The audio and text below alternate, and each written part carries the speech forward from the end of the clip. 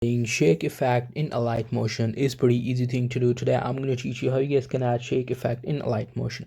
So in your case you need to have an image or any of the thing where you want to add your shake effect, but in my case I only have one shape, so I'm just gonna show you how to do it. In order to do it, you just simply have to press on the on your image, but I'm gonna pressing on my shape, and then I'm gonna tap on this effect. Then I'm gonna tap on add effect, and then I'm just gonna go to blur, and in the blur I will add motion blur. After that I'm gonna tap on standard settings, and I'm just gonna set it to max, which should be 4.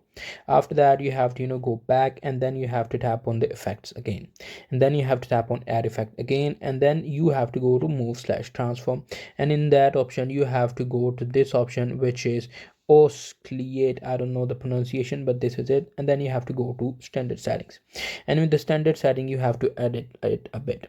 And as you guys can see, it is already you can already see a shake effect, but we will increase it, so you can change the angle, and you can also change the frequency, and the magnitude you have to select it according to you.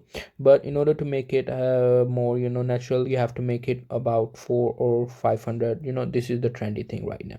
So that's pretty much it. That's how I'll be able to do it. Hope you guys find this video helpful.